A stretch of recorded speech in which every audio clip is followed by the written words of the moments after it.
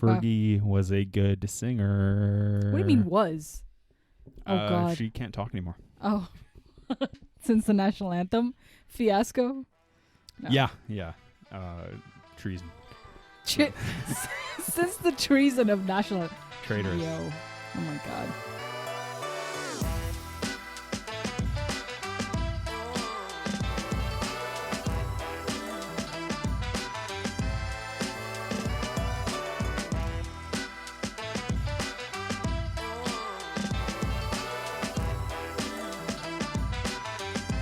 What's up? What's up? Well, yeah. What's up with you? I got something to say. Tell me. Okay. I Let's know. go. I've been thinking about it. We talk about like how we are not a podcast about bad movies, right? We're a podcast No. about movies that did badly. Well, that's not necessarily, but go on. Well, how Do you know what our podcast is about? That's what. Well, shit. I guess not. No, not always. Not necessarily. We talk about movies that were extremely successful, Pearl Harbor was extremely successful. but it was rated poorly. Yes, but it made a shit ton of money. So did Gone in 60 Seconds. So okay, that's what I'm saying. Yeah. That it's not about. We're here to talk about how the measures of success aren't always that simple. Let's put it that way, I guess. Okay, so I guess I still don't know what the fuck we do. No. We can talk about it later. We're canceled, guys. I'm sorry. Why? What did you want to say about that? Just that. Like, you know, I know we're talking about Lord of War today, but it just made me think of Yeah. it's not a low ceiling movie, but Of course it is. Yeah. But I don't know. I just got a soft spot for it You do? in my big ol' heart. I actually, I did, and I feel like my opinion of this movie has shifted downwards. Yeah, because we got older and, you know, we can read, Yeah. etc. So Lord of War, an Andrew Niccol film. You're listening to The Low Ceiling. I'm John. You're... Yeah.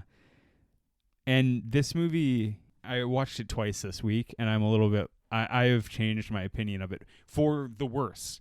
Most of the movies we do, I either like more or still remain my conviction remains the same about them. This is one of the rare ones where I'm like, I think I like this movie less now that I have delved my thoughts into it for a second, you know? Yeah. What do you mean? What's wrong with it? It's perfectly fine. Don't say Jared Leto. Well, that's the forbidden J word on let's this start. podcast. Yeah, let's start with Jared Leto. Yo, what a silly goose that guy. What a guy. Yeah, what a silly, goofy guy. What a silly goose guy. What are your thoughts on our sweet director, Andrew Niccol? Let's start there. I don't know a lot about him. I know he wrote fucking, what's it called? Truman Show. Yeah. Which, what a banger, right? Which is, yeah, but largely it's also loved. Yeah, but it's also shocking because the writing in this movie is so bad. Yes. Like, it's shockingly bad in this film. Yeah. And I don't like to just trash someone. Like, I don't like to generally just like trash the quality of a thing without really considering what the reasons are. Mm-hmm. And lots of times, like, there are reasons why something is just not of the quality you want. But sure. One thing that I really, really, here's a couple things about the writing that I like straight up. I'm just like, this is just bad stuff. Like just here's the things. This film is like full of cliches, like really cliched kind of like language and dialogue. Yeah.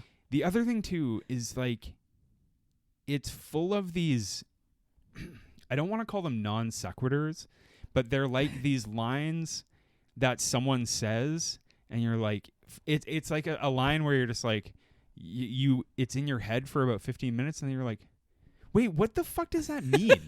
What do you mean by that? And I'll give you an example. Okay. Right at the very beginning of the film, you have a shot of Nicolas Cage saying like, we moved from Ukraine to Brighton Beach, Little Odessa, Brighton Beach, New York. And he says, we exchanged one hell for another. And I'm like, what hell? Like, what do you mean? Like, so, yes, they came from... drug city. Right, they came from the Soviet bloc. Yeah. As a family. Their entire family is alive, and they run a restaurant.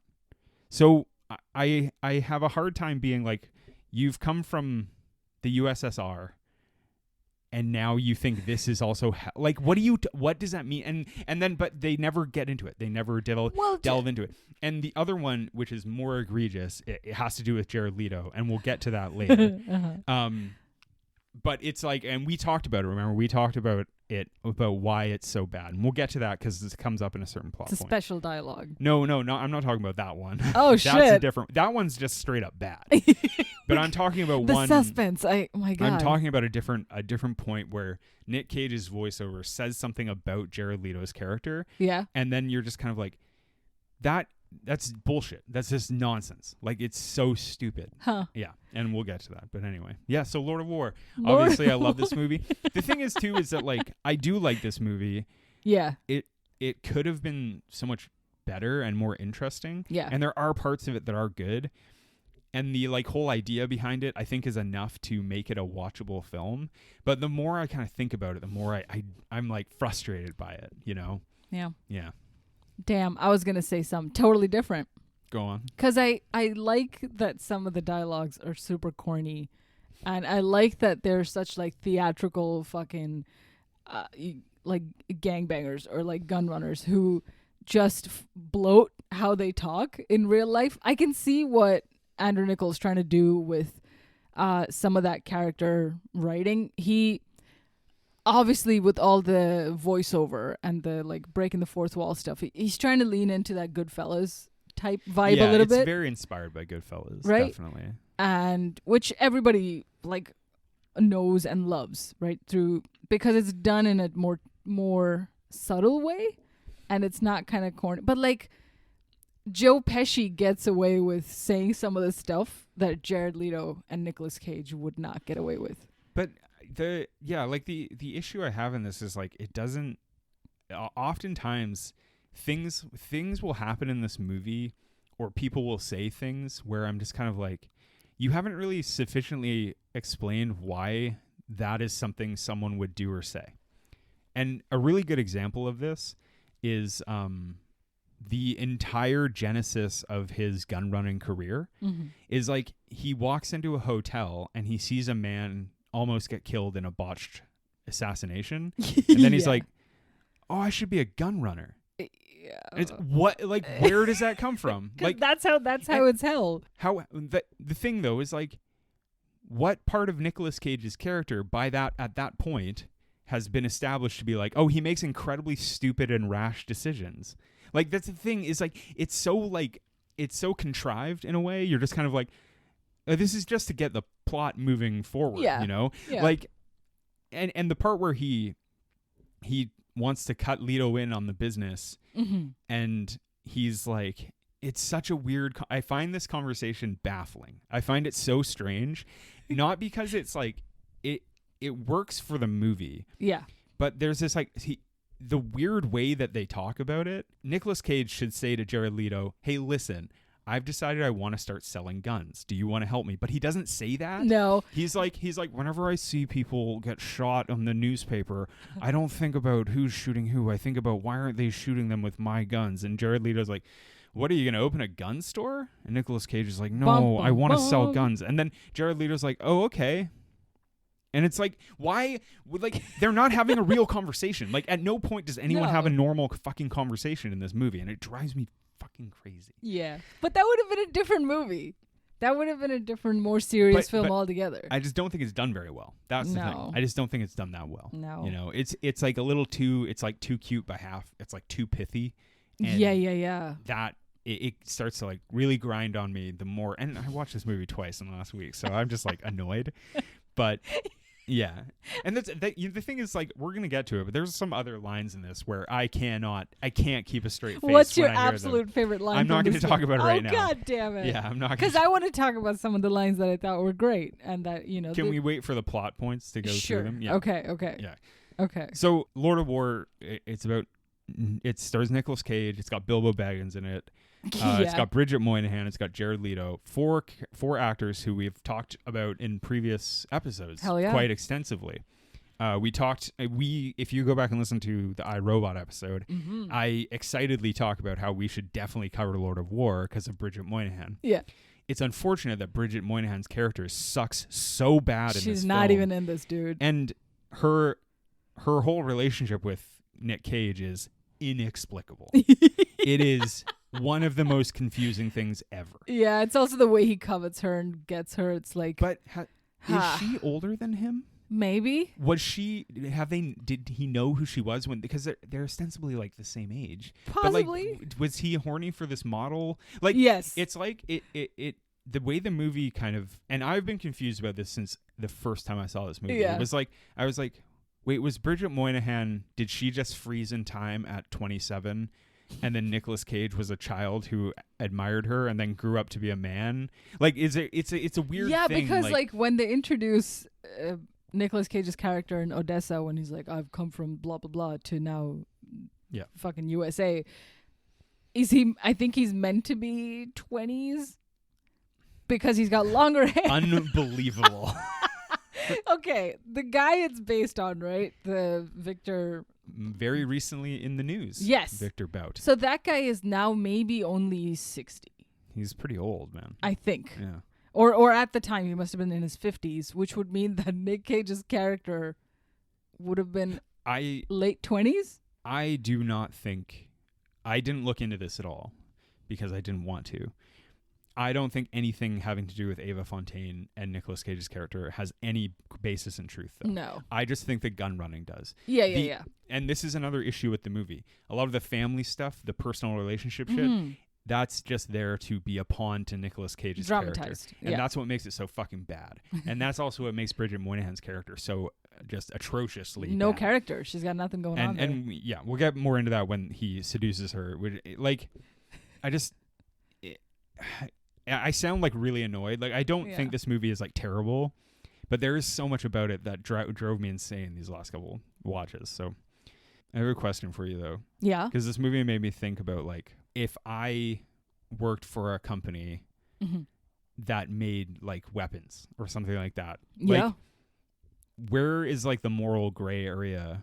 Do you feel that about this film? Like, obviously he sells guns and he sees the effects of them like pretty closely, you know, and that's the issue that Jared Leto runs into later. Yeah. I don't know. It made me think a lot about that, which I think is what this movie is successful at, is like the idea that he has to constantly dance in this moral gray area while arguing about, you know, like making excuses for what he does as like, it's like a tool or it's a thing or like the government does it or things like that. And I was thinking a lot about that, like leading up to this, about like how weapons of war, it's like so much goes into creating them that it's not just like, it's like, I don't know. I just thought about like where the line is where something is like morally or ethically permissible and not. That's all. I don't know.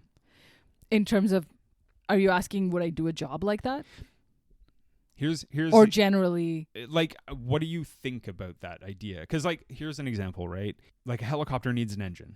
Yeah. And companies that make like engines for helicopters or jets or tanks or whatever also make engines for cars. Yeah. That consumers drive in. Yeah. And you wouldn't like necessarily call like Volkswagen necessarily like a weapons company. Right. Totally. But they do make sorry, I don't know if Volkswagen does, sorry, just to be clear. But like a company like that whatever car company could possibly be involved in things like that. Sure. Boeing is a really good example. Boeing, you ride on a Boeing plane to get to go on a commercial flight. Yeah. And they also make planes that kill people. Yes. That are used in, this kind of shit. Yeah. And I don't know. I'm not sure what I'm trying to say. I just like, it's something that I think this movie is good at making you think about if you want to think about it. Yeah. Yeah. It's stuff can be two things is what the crux of that is. Yeah. But it's really like, do we then just stop letting supercomputers do their job because they do just as well for medicine advancements as they do for fucking hijacking the military base of a small country or something, or like or even like commercial drones that like we're seeing like right now in like the Ukraine war, that like lots of people are using like consumer level drones to do stuff, you know, which is really interesting. But I don't know, I think like that's what's this movie is kind of about, because like Nicolas Cage gets away with it in a way, not in a moral way, because like his family abandons him, but he does, like, it's always a reminder that it's like, he's like, look, I do this, but so does the government, Totally. So do these people. Yeah. That's always his argument for dancing around the ethical implications of it. But I don't think he even has any moral quandary at all. And if that character is, or if Nicolas Cage's character is trying to argue with his wife and be like, well, if I didn't sell these guns to small children in Africa, someone else would, or the government would, or however he tries to pontify it, doesn't matter, because he, in his heart, loves what he does. And whether or not he's honest about it to another person, it's fine. He's also like good at it. He's good at his fun. He's like charismatic. He's glib. He has a great relationship with other warlords. It's great. Yeah. So why wouldn't he do this for like an unimaginable amount of money, where to appease his wife at some point he's like, all right, whatever, I'll go into oil trade. I'll do natural resources instead of a weapon. But that's not all that different either. And then like he says, when he goes straight for a minute, he's like, there's still profit in exploiting third world countries for resources. He's like, it's just harder to make a buck at it, basically. Which is like, it's so interesting, because one big issue I have with this movie is that sometimes it's like Nicolas Cage is a little bit like nihilistic and devilish. Yeah. But the movie also doesn't fully like... It lands in this like moral gray area. Yeah. But instead of that being interesting to me, I'm just kind of like, well, what does this movie even want to say? Because what is it even trying to say? I don't think he's in the gray area at all, and I think everybody around him is. He's not, but the movie is though. That's because Jared Leto's character is like worried about leaning into the wrong stuff. Because his wife is like, oh, I can't support this blood on my hands because of all the shit you bought me. So through the other characters, we're supposed to feel like guns are bad. But Nicolas Cage is like, guns are fucking awesome. And I can't wait to shoot a baby in the face. So how do you not get on board with that guy? Yeah. He rips. One of my favorite things about this movie, we'll skip right to the end, is when he's like, that's the lesson. Never go to war, especially with yourself. And he walks off. And then I always like imagine and then he ducks back in and he's like, also don't sell guns illegally to create like ethnic cleansing. That's also the lesson. Unless you make a lot of money doing it. But that's the thing is like when I watch this movie again at the end when he says that and he walks off, I'm like, yeah. Surely that's not the only message. like just never go to war, especially with your... It's like, what does that even mean? And then also it's this kind of like, well, also don't do your job. Well, are you kidding me? I would buy a gun from Nick Cage so fast. I would buy one so fast. You are amoral. Yes, it's true. There is no gray area. Yeah, when you get a little alcohol in you are fucking... like right now. Just... out of here, yeah. A Kalashnikov, baby. All right, let's get into the plot, because I have a lot to say about the plot. But like, Yuri, played by Nick Cage, Vitaly, played by Jared Leto, and their family, they fled Ukraine. They come to Brighton Beach, New York, which is a classically Russian Ukrainian area of New York, as far as I know. I believe James Gray's Little Odessa is about this area. I've never seen that movie, but James Gray rules. And they have this like little Ukrainian restaurant.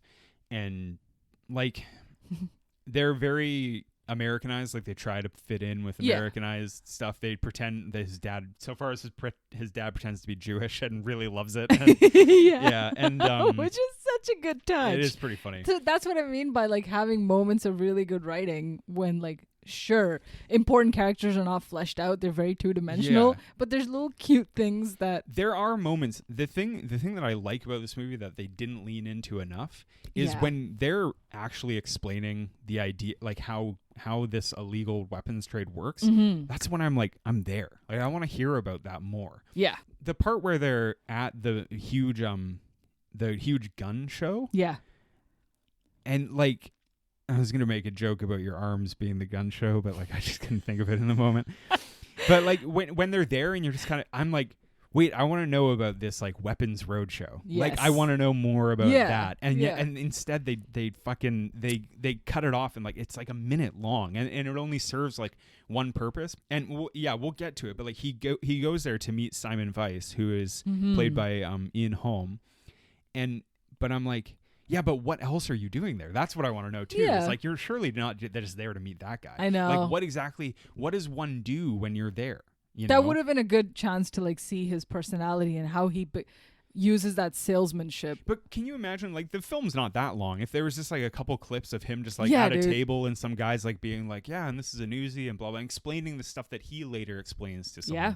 Anyway, so he's trying to find his way in America, and he watches there's like Russian gangsters are constantly at war with each other in this territory, and he sees this guy almost get killed. Then again, I still can't explain what sparks in his mind where he's like, this looks like a fun career. Like, it's so dumb. Because it's money. That's all there is for him. How does he know that from watching a dude almost die in a restaurant? Like, how is he oh yeah, I bet there's a lot of money in that. It's like, he has nothing better to do, right? One, it made his little pee-pee heart. It was...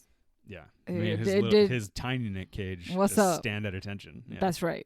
And then when you're like, oh, this is good. Also, maybe money ?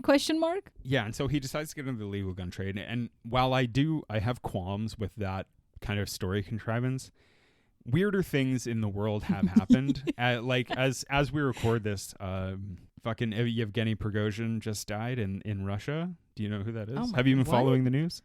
I can't read. Do you know the Wagner Group? Yes. Yeah. So Yevgeny Prigozhin is the leader of the Wagner Group. Do you know what he did before he was the leader of a militia? No. He was a caterer. So like weirder fucking things have happened. Like Prigozhin started out as like, he didn't start out. He was at one point was like a caterer, and then someone was like, how do you feel about catering to armed death? Men? Yeah. Yeah. And he was like, I will do anything to you, Vladimir. I will S your D. Whoa. Yeah. He's dead anyway, so that's really cool. And so he convinces Jared fucking Leto to go on. His fucking brother. Yes. And unbelievable. Now we got to break down a specific scene. So they're in the restaurant, and Jared Leto is acting really good, as he is wont to do. And oh my god, it's such. So when he's cooking, you and I watched this together. Yes. And when this happened, we both like gave each other this look, and I was like, I know that this will never. I will never be able to look at this seriously ever again in my life. Jared Leto's cooking, and at the back door of the restaurant, there's a sign on the door that says, "Beware of the dog." In a kitchen. This is, oh yeah. Yeah, and then what happens? It's so hard to even talk about. Go on. So bad. Finish your thought. And there's so, and Nick Cage is like, why do you have that sign, essentially? And Jared Leto is like, I can't even do it. I love that your face is in your hand right now, just shaking. Jared Leto is like, oh, it's more of a reminder for me to beware of the dog in me. It's so fucking bad. Oh. Yes. And the thing that I said to you, I think I yelled at you out of frustration was, why can't Jared Leto just act like a normal person? It's like the first thing he says in the whole movie, and you're just like, fuck. He Leto'd it so Why can't you just fucking... Like, I get that, like, it's a shitty line, but even Jared Leto can't, like, do it. The king of delivering shitty lines can't do, like, this just... It's cause I want Morbius, not less. Are you sure, Bias? Bro, he's better in Morbius than he was in this. It's fucking fantastic. Unbelievable. You know why? Because I think... I mean, of course, Jared Leto is his own species. But the reason he's so Leto in this is because Nick Cage is restrained as a performer, and this might be his like second best performance I've ever seen in any Nick Cage Leto or film. Cage? Nicolas Cage. No, Cage is very Cage good. is like pulled back. He's fucking just acting the shit out of this thing, but in such a good way. This to me is like his second best performance after Gone adaptation. In 60 seconds. Fuck out of here. Gone in 60 seconds. Stop your mouth. 2 Uris don't make a right. No. Cars. Gone in 60 seconds. No, you're right. Adaptation is pretty wonderful. Phenomenal. He's so good in it. And then that's why I I think that like anything Andrew Niccol writes for Cage in this movie makes sense for him as his character. I think the thing maybe that I was more taken by when I was younger when I saw this movie is like Cage can deliver those shitty lines. Yeah. Leto cannot. No. Leto cannot do it. No. Leto can't fucking just act. He can't toss off a shitty line like a normal guy, you know? No. And that line especially is just... It's for the dog in me. Or we've been saying it to each other too much. It's for the last 10 days. Yeah. Every time. We've been talking about it a lot. Yeah. Wait, were you hungry? Yeah. It's just the dog in me. And so they go to the gun show, Pre's Arms, and they... he first he decides to like sell an Uzi, which I actually do. I like that scene. Yeah. Like Cage is really good in that scene. He reminds me a lot of Two Rogers Don't Make a Right. Yes. Not you. Well, you pointed at me. I was like, it's true. I'm gesturing towards you. I too am a charismatic gunner. I often gesture towards the dog in you. Yeah.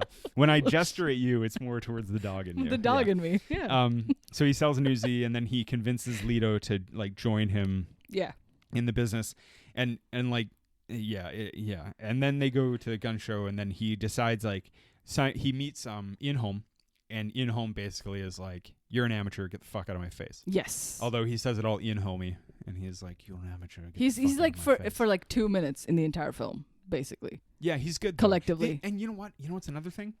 In-Home, much like in From Hell, he can deliver a dumb line really well, because he has one later enrages me. He drives me fucking up the wall. Oh my god, I'm pumped but he delivers it fucking spot on. Yes, because In-Home is a fucking great actor. So, and then Nick Cage is basically like, we got to figure out what to do, and they end up getting a break. And this is another thing that's kind of like a plot contrivance, is like, he's like, we got our first big break in Lebanon. And I'm like, yes, but how? Like, how did you do it? It's all the machinations of... Sorry, I take that back. I do know how he does it. I remember. He meets a guy at his dad's synagogue. Yeah. An Israeli guy who gets him in touch with an Israeli forces. Yes. This is the 1982 Lebanon War, which I believe was between Lebanon and Israel. And he goes to Lebanon. He sells to both Israel and Lebanon. That's how he gets into Lebanon too. Yeah. Sorry, I take that back. I was wrong.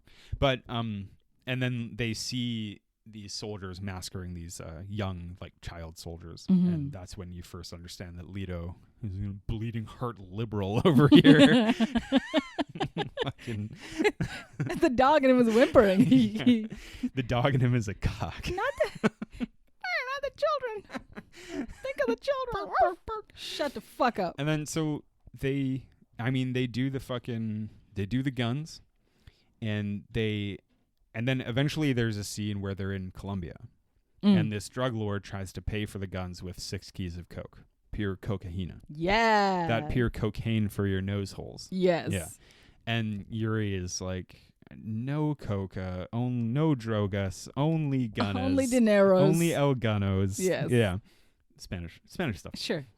And then, so, okay, I also have to break this down a little because it drives me insane too. And this is the part I was talking about. Nicolas Cage gets shot. They go to like a hospital and stuff, but in the car they do cocaine. Yes. They do some of the cocaine to take the edge off. Oh my God. And then Leto basically is like, I'm really enjoying this cocaine. I do like some cocaine. He's like, I'm finding, he said, Mr. Nicholas, I'm really finding that I'm enjoying this highly addictive drug. Please, sir, can I have some more cocaine? Why don't you leave this with me, and I will make sure that it gets home to the United States. Oh my God. So and then Cage goes off. He finds him in Bolivia on like a fucking bender, and Leto is just like totally fucked up on drugs, and he's now a drug addict. Yeah. Now, in the voiceover leading up to this part, Nicolas Cage says this thing where he's just like, I don't know what V was running from. Maybe I'd never understood.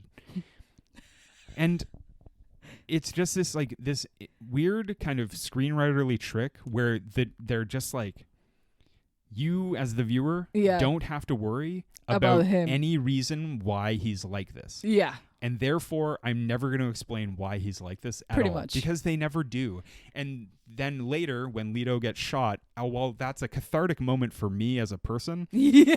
In the film, what comes across is you're just like, oh, so he's just a pawn for Nicolas Cage's emotional story, and there's no fucking reason for this. It's really, really frustrating, because while Leto is a shitty actor, he doesn't deserve this like complete lack of character. That's the thing that really he has no real journey. True. And even with Ava Fontaine, or like Nicolas Cage's wife, I would have liked to see like Jared Leto and Nick Cage's wife have like a more of a platonic relationship, at least. Be like, yeah, your brother, like it would have been nice to see them kind of bond a little bit, if not have him just be this fucking loner. The thing is that Leto sees these kids in Lebanon get shot. Yeah. Later in the movie, he tries to stop this deal because he knows that all of these people down this in Africa are going to die. Yeah. But the thing is like, well, he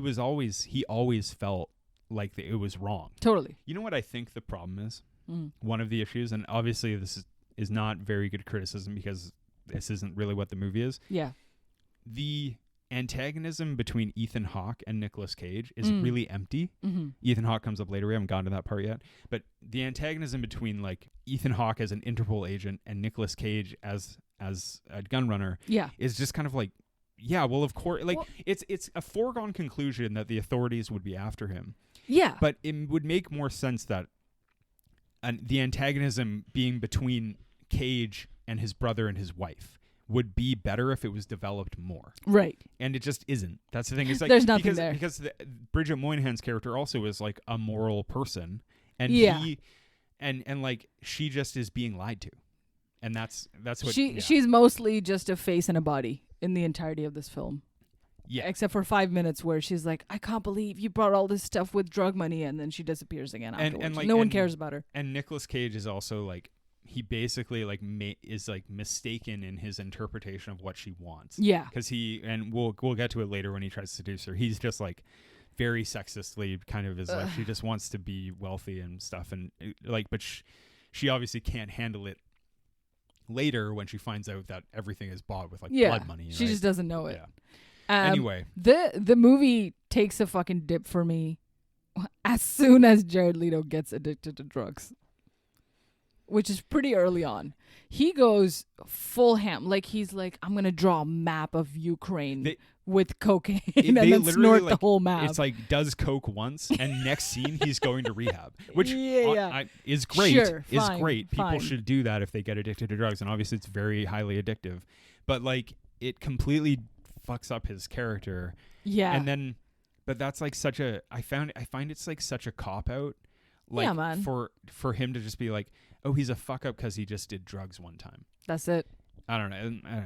And I don't even know if that's what the effects are typically, but I think he does the most. I think one of them, like in the DSM-5 or whatever, one of the symptoms of opiate like addiction is drawing a map of Ukraine with everything, with anything you can find. Yeah. Yeah. Yeah. Any drug. Yeah. Every time I have like a coffee and a straw, you can't stop me. Yeah. Slurping it Ukraine style. It's just that dog in you. Get out of here. Goodbye. People often say that like 3 is like the magic number for comedy, and we're gonna really push past that with the dog in you joke. We're gonna keep going. Every 5 minutes we're gonna make this fucking joke. So don't worry, guys. Woof. And then we have like the boat scene with Ethan Hawke, which or maybe I'm sorry. Yeah. Maybe the boat scene comes before the Leto getting addicted to drugs, but there's a boat scene where we finally introduce Jack Valentine. Yes. Played by the Ethan most hard government name of all time. Jack Valentine. He's got a 5-foot gun and a 6-foot dick.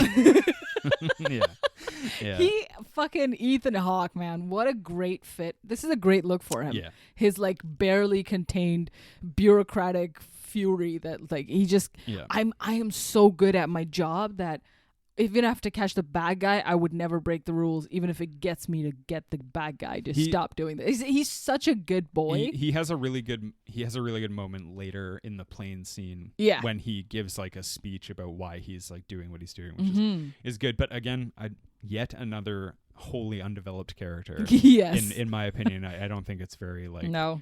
It's like the thing is like, yes, he has a speech which I quite like later, but it's also kind of like, yeah, dude, it's your job.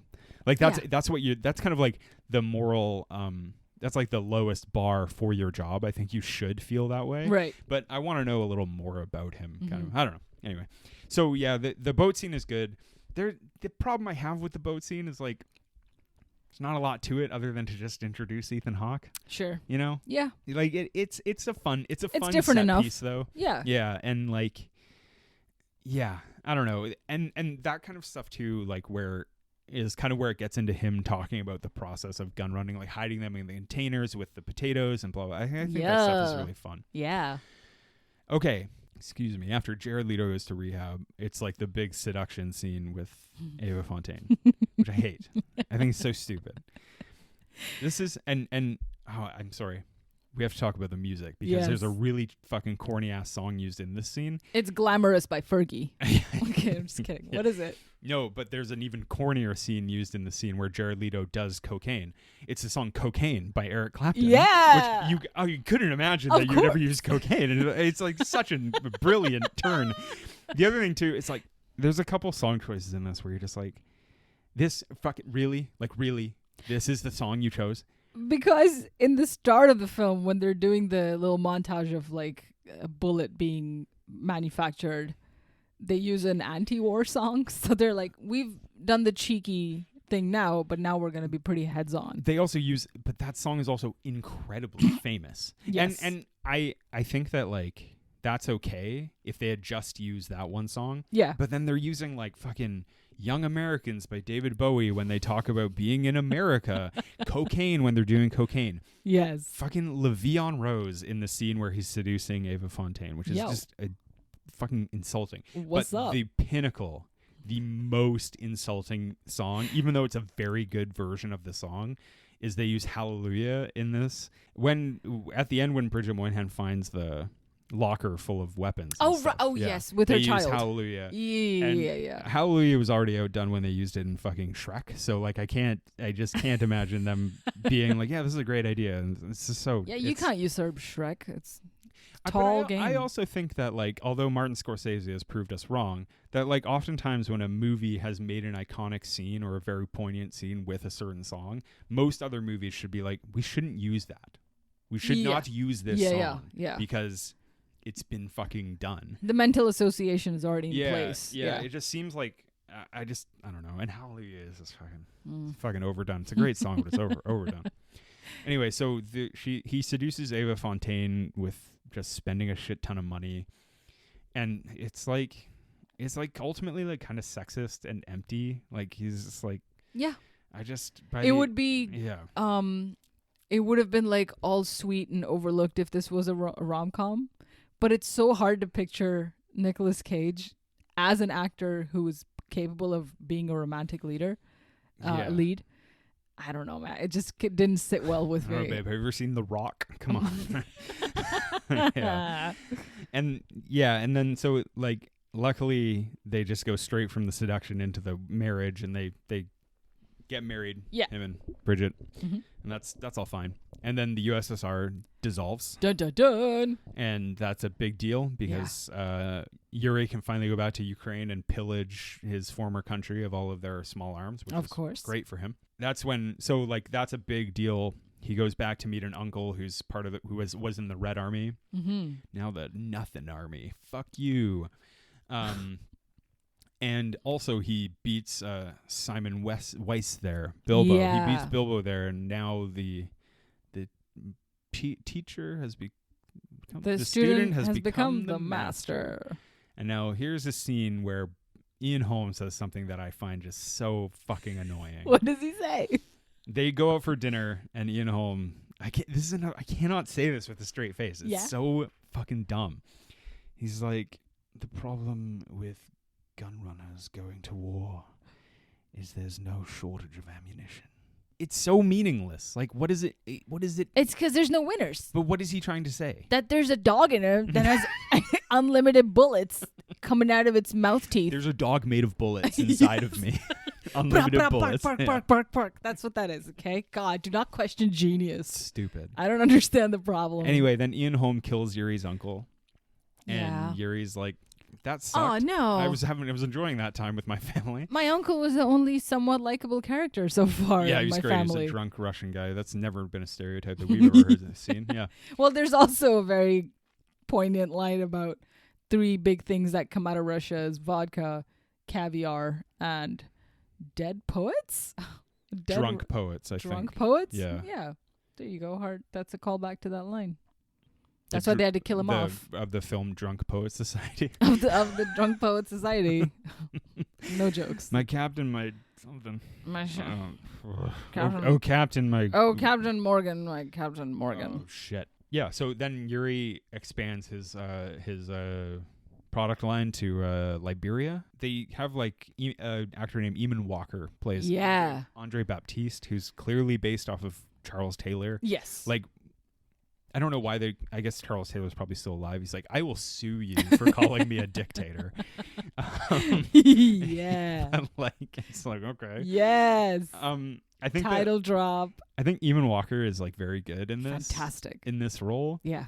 But ultimately it does kind of like, it comes across as a bit of like this like African stereotype in a way. Like sure, but it's like a likable way. But well, the way that it's like a war-torn wasteland, and even though like I'm not saying that violent dictators are like super cool, but it is a little bit like I don't know, it comes across as a little bit like, ooh, Africa, big red X. Like yeah. Well, like of course they're not gonna first of all, they didn't spend any time on giving any characters any depth, so they're not gonna take time off to show that other innocent people in Africa are also suffering as a result of these guns. Something that is missing here is like lots of these conflicts that they're talking about are based on real conflicts. Yes. I don't know anything about what was happening in Liberia, although I did know that it was like in bloody civil war for a long time, I'm pretty sure. It would be nice to know that, you know? Like, it would be nice to kind of know what was happening so that you're like he goes to Liberia and you're just kind of like, okay. All right. What's going on there? And like you assume obviously there's war, but it would be nice to like have some historical context to the whole thing.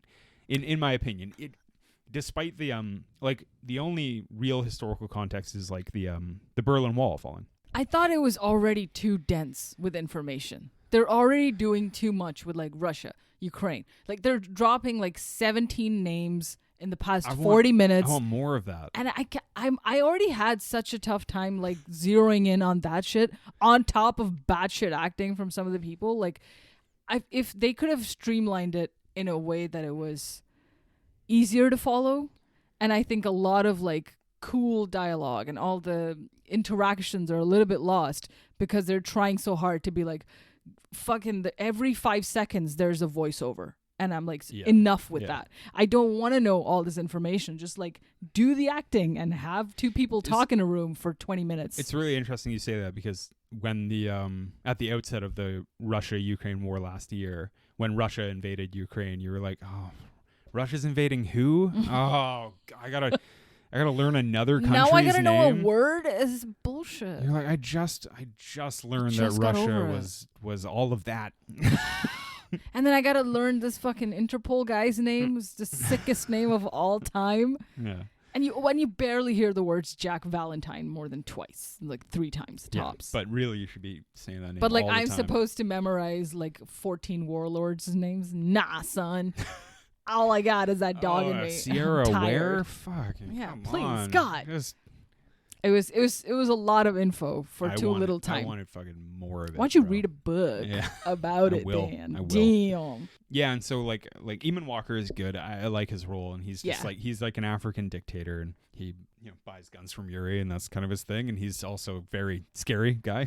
He has the title drop in this part of the I like writing. that actually, and that was such a good piece of it. So he has a way with words where he mixes up the order. So he would say bath of blood instead of bloodbath, and then he would say the Lord of War, which cutely, like, Nick Cage tries to correct him and say, you mean to say warlord? He said, but cutely he's like, I like it better the way I say it. See, that little bit of writing is good. So good. I like that. Yeah. Stuff. Yeah. That's what makes me think that this movie is not like it's worth watching despite its flaws. Yeah, and it's worth remembering and coming back to it. Yeah. It has an incredible opening scene that just stays with you, which I want to talk about later because we didn't touch on it. And then also the closing scene, which does a fairly decent There's job. also a scene we're about to talk to too, which I really like. The plane scene on the highway. I think that is like a really interesting scene. Yeah. Where basically he like has a plane full of guns and the Interpol guys are like, oh, you got to land. So he makes them land on this highway. Yeah. Jack Valentine. He's like, oh, I'll walk over there, but my dick is so big that I can't really walk right. And I'm dragging it across the. And then he says he's tarmac. like, I'm gonna leave you here for 24 hours basically. And then you watch this plane get like stripped of everything overnight, which is really cool and like fast motion. It's very good scene. And then when Nicolas Cage returns to Monrovia. Mm-hmm. Andre Baptiste is like, hey, look who I found. It's your old buddy who you're gone to war with. Your rival. Yeah. And Hell he's like, you want to kill him? All right, let's do it. And then he makes him kill Bilbo. But it's nice the way they do that too, because he's like, we'll both of us will hold a gun, even though Andre's the one who pulls the trigger, right? Yeah. So Nick Cage doesn't even look him in the eye. I think his eyes are closed. But it's not like he says, you can stop this at any time, but he doesn't. So he does want revenge, and he does want. Also, literally in the scene before, I think he says something along the lines of like, "I don't have a gun in my hand. You'd never catch me with a gun in my hand. Yeah. I'm not shooting anybody." Yeah, there you go. And then he has a gun in his hand and shoots someone. Yeah. Yeah. And then he gets all fucked up on drugs. And he likes it. Yeah, he does. He says very offhandedly that he was addicted to coke. Yeah. But you can only have one like crazy coked out character in this movie, so at a time, man. Yeah, so he was. And then Ethan Hawke goes back and fucking tells Ava about her husband's business, and she's like, "Oh, I don't like that." And then Nick Cage returns, and he's like, "Uh-oh, oops." And then basically he decides to go straight for a bit, make an honest living, even though it's like probably pretty corrupt too. But when you're good at something, do it. Yeah. And then monetize, baby. Andre, make that content. Yeah, he would be a great YouTuber today. He really would. Yeah. And then Andre Baptiste shows up in America and is like, "Hey, I need guns still. What are you up to?" Oh man. He's like, "Oh, I'll get back into it." And then crucially, this entire time, the reason we haven't talked about Jared Leto is because literally nothing important happens with this character. He's still a cokehead. That's all you need to know. That's it. And then he's back. Jared Leto's back at the restaurant, and Nicolas Cage is like, "I'm going to Sierra Leone for one last job. I want you to come with me." And Jared Leto is like, "Against all of my better lack of judgment, I'll go with you for some reason." And at that same time, Ava Fontaine goes to find Nick Cage's shipping container full of evidence. Yes. Where Ethan Hawke also follows her to and is like, "I found everything I need." Mm-hmm. Meanwhile, in Sierra Leone, he's like selling guns to these. This scene is so silly. I find it like so goofy. Yeah. Like arming children and stuff. No, like he's selling guns to this like military force, and it's like, then like once they get the guns, they're gonna go down there and massacre these people. And it's like, what did you not bring? Did you leave your fucking AKs at home? Like, what are you doing? Like, why do you have to wait for these guns to do this thing? But I get it. It's a contrivance for cinematic quality. Sure. I understand, but it's so goofy. And then Jared Leto finally has the conscience and blows up half the guns and gets shot to death many times. To death. So it's the most Bollywood scene of all time. Yeah. He's got like 1,700 bullet holes in him, and he's still like coughing and trying to get a last line in somehow. Can I also ask, because Hollywood has really led me astray in this regard, how the fuck do grenades work? You could put the pin back in and it would not explode. I understand that, but oftentimes the amount of time that it takes for them to explode is varied throughout cinematic history. It implodes on contact with another surface. So if you unpin and you just hold it, you could hold it forever. Really? Yes. I am. Why do you know this? Because I got a dog in me, dog. I am. I don't. I'm just bullshitting. But yeah, let's find out. Jared Leto's holding it Yeah. and holding an unpinned grenade with the pin in one hand and the grenade in the other. And Nick Cage grabs it out and puts the pin back in. That's it. But Love it. Sorry, but one of cinema's great films, The Thin Red Line, clearly shows that Woody Harrelson pulls out a pin. Yeah. And then leaps away to cover it, and it doesn't touch anything; it just explodes. Yeah. And he blows his butt off, as he says. Yes. Do not laugh. The Thin Red Line is not a funny film. It's sorry. not a comedy. Why did you say blows his butt off? Because he literally does say that in the movie. Oh my gosh. Guys, Thin Red Line. That movie's got some dog in it. So Every time. Oh, sorry, listeners. So Leto is dead. Yeah. Nicolas Cage's whole family is like, we don't like you very much anymore. When he returns to America with Leto's body, one bullet remains hidden in Leto's body. And they're not able to do a good enough autopsy that he bribes the guy to make sure all the bullets are removed. I don't want to go to prison, but they miss one. Yeah. And then Ethan Hawke's like, gotcha, bitch. Mm-hmm. And then there's the final kind of scene where he's been arrested and Jack Valentine is like, excuse me, just gotta get my 5-foot dick out of the way. And then he sits down and he's like, you're going to jail, bitch. Yeah. And Nicolas Cage is like, I'm never going to see the inside of a courtroom because someone's about to come pick me up. That's right. And that someone is General Oliver North. No, it's a guy who's clearly, apparently based on Oliver North. Yeah. Played by the voice of Donald Sutherland. Yeah, Donald, right? Not Kiefer, Donald. No. Papa Sutherland. We just watched Phone Booth, speaking of the Sutherlands. Yeah, what's up? Good movie. Oh, I thought that's what made you think of Phone Booth, and I thought maybe that's why we watched it. No, I'm always thinking about Phone Booth, actually. True. I thought about it today. Facts. Yeah. I talk about it a lot. Phone Booth is a good movie. Yeah. Fucking good. So Colin Farrell plays this agent, right? And he has a 6-foot dick, right? So it's too big to fit in the phone booth. And the dog calls him. Oh, God.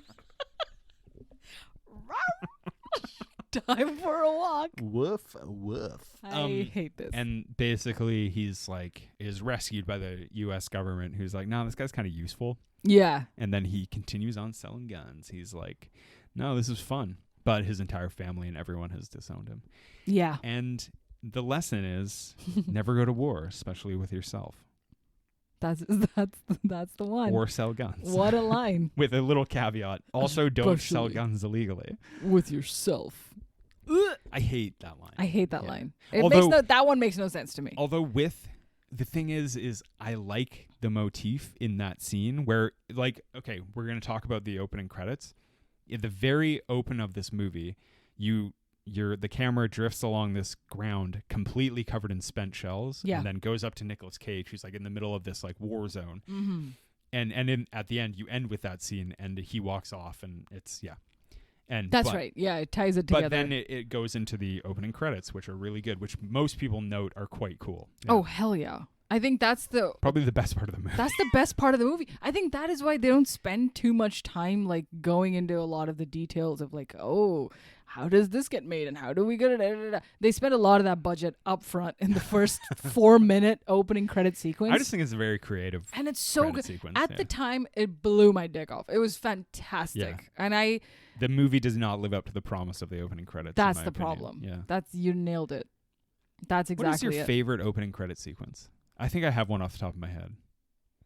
Lord of the Rings. Not many movies do them. I like the Lord of the Rings. Like, I mean, it's easy say. Like, of course, everybody likes that, but like, it's so memorable. The Lord of the Rings get you really fucking amped. Yeah. What's yours? Ooh, it's actually a toss up, but it's a toss up between two Fincher films.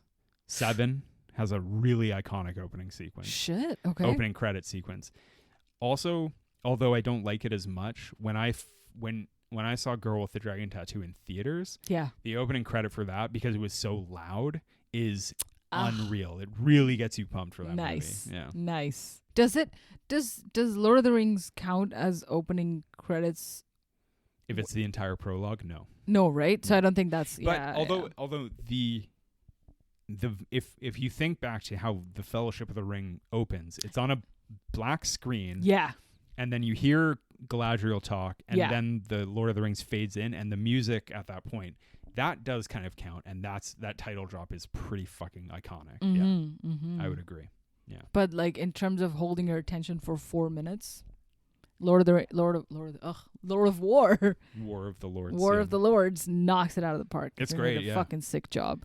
Well, we haven't even explained it. What is it? It's a bullet being made and being shipped to a war zone. That's right. Which is very cool. And you're kind of in the POV. And you are it's like the bullet's POV, and then there's like a cheeky little anti-war song for that opening gambit. Yeah, Buffalo Springfield song. Yeah. It's good. How does it go? Don't know. Oh, man. No. I thought the only way we could get away with it was if we sang it together. And so I'm just kidding. Buffalo Springfield covering Umbrella by Rihanna. Buffalo. At some point, I read a really cool thing about this too. I actually wrote it down. Someone mentioned that this opening scene from this movie is used as an example of the need and function of export compliance and regulation. Mm-hmm.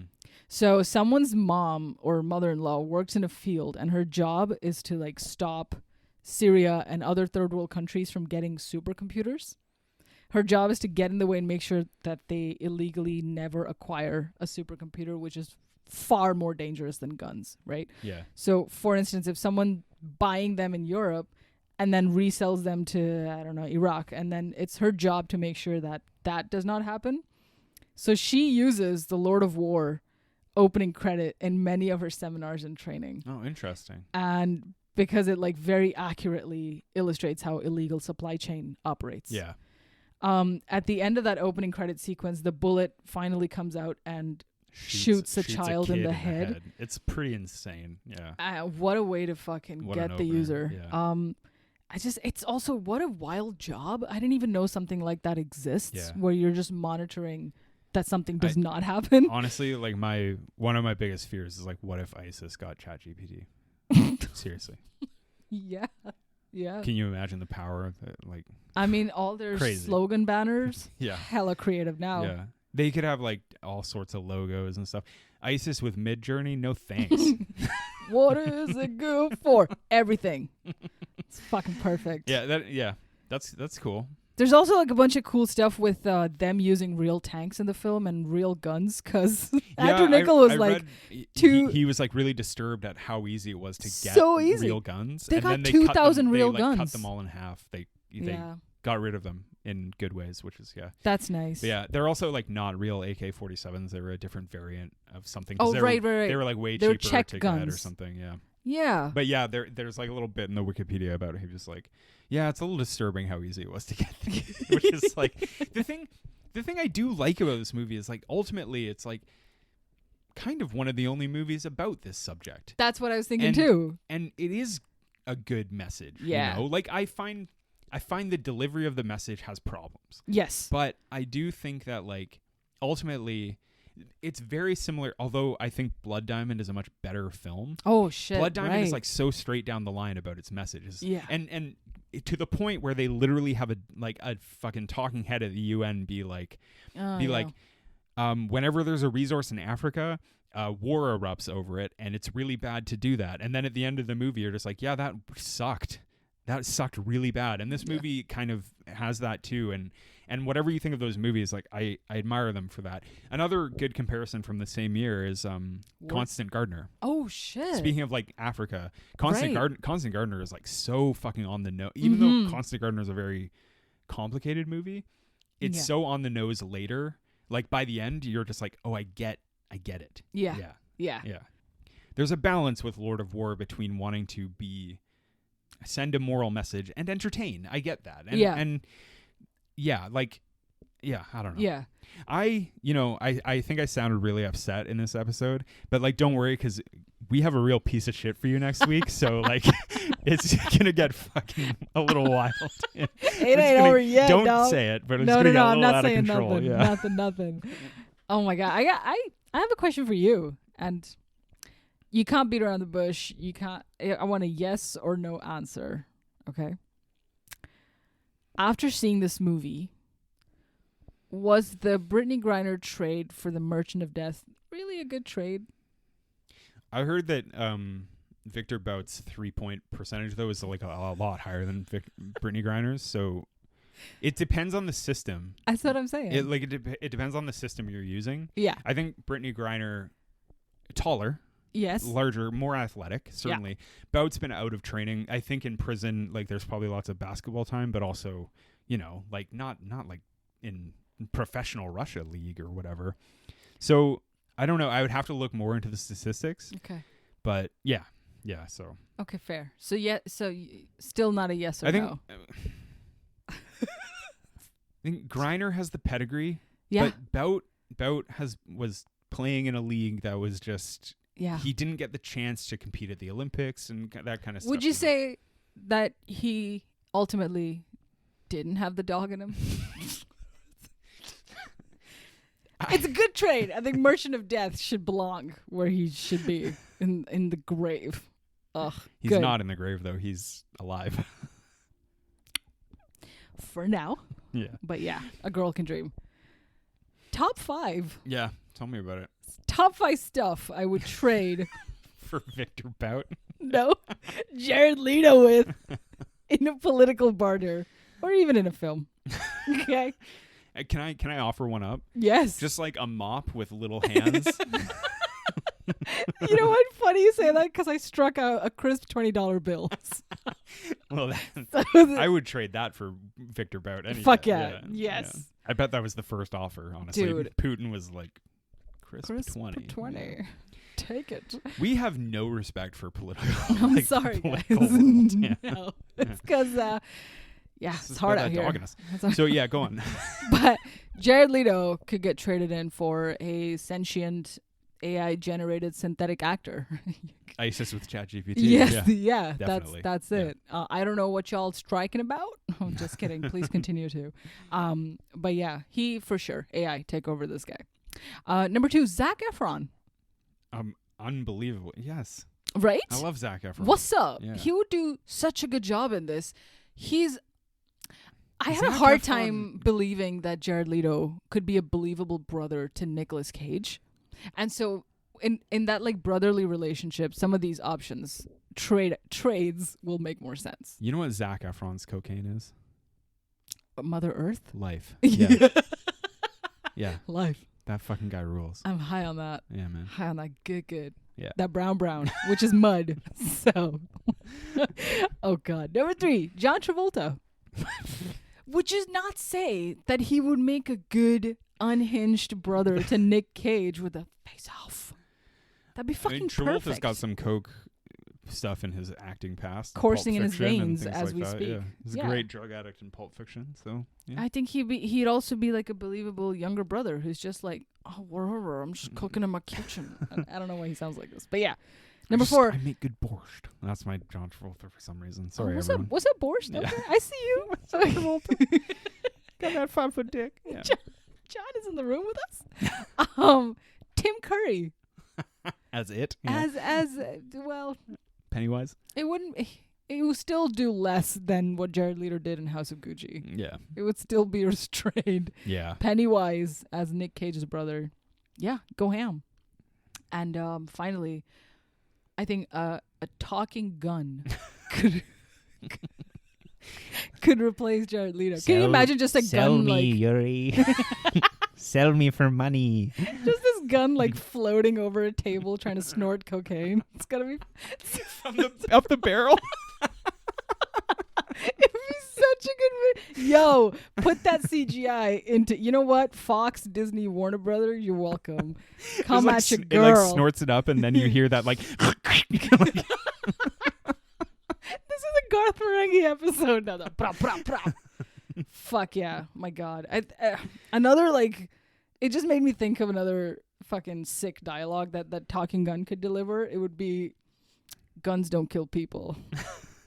I kill people with guns. Pow! No, but they say evil prevails when good men fail to act. What they ought to say is evil prevails. Full stop. Yeah. That was a solid line. There's some fucking tight, like, just bangers that are missed. I'm not sure if that is a great line, honestly. Wow, my God. The thing, one thing that, going back to the very beginning, when Nicolas Cage is like, it's like 1 in 12 people own a gun or something Yeah.